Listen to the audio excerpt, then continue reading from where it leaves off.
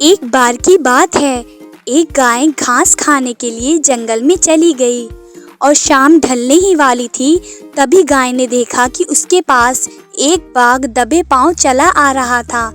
तब गाय घबराकर इधर उधर भागने लगी और बाघ भी गाय के पीछे भागने लगा।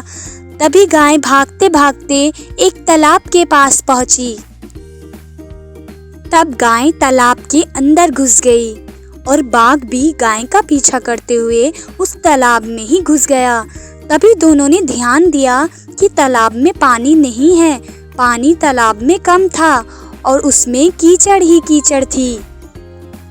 उन दोनों के बीच में दूरी बहुत कम थी, लेकिन वे दोनों कुछ नहीं कर पा रहे थे। गाय भी अपने वजन के चलते उस दलदल में धंसती जा रही थी। वह बाघ भी उस गाय के पास होते हुए उसे पकड़ नहीं पा रहा था और बाघ भी कीचड़ में धीरे धीरे धंसता जा रहा था। दोनों लगभग गर्दन तक उस कीचड़ के अंदर फंस गए। बाघ गाय के पास होते हुए भी उसे पकड़ नहीं पा रहा था और दोनों धीरे धीरे कीचड़ में धंसते जा रहे थे।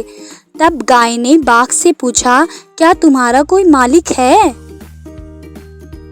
के साथ कहा कि मेरा कोई मालिक नहीं है, मैं तो खुद जंगल का राजा हूँ। मेरा कोई मालिक नहीं है, मैं सबका मालिक हूँ। फिर गाय बोली, तुम्हारी उस शक्ति का यहाँ पर क्या उपयोग? तब शेर बोला, तुम भी तो फंस गई हो और मरने के करीब हो, तुम्हारी हालत भी मेरे ही जैसी है। तब गाय ने मुस्कुराते हुए कहा, मेरी हालत तुम्हारी जैसी नहीं है।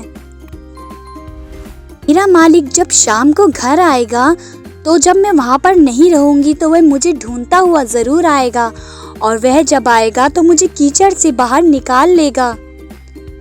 और तुम्हें कौन लेकर जाएगा? और थोड़ी ही देर में सच में एक आदमी गाय को ढूंढता हुआ आया और वह गाय को बाहर निकालकर अपने साथ ले जाने लगा। गाय और उसका मालिक एक दूसरे को देखने लगे। वह चाहकर भी बाघ को नहीं निकाल सकते थे क्योंकि उन्हें अपनी जान का खतरा था।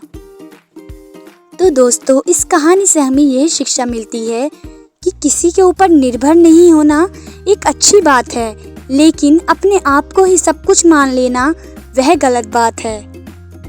मुझे किसी की ज़रूरत नहीं, यह अहंकार है और यही इंसान के विनाश का कारण है।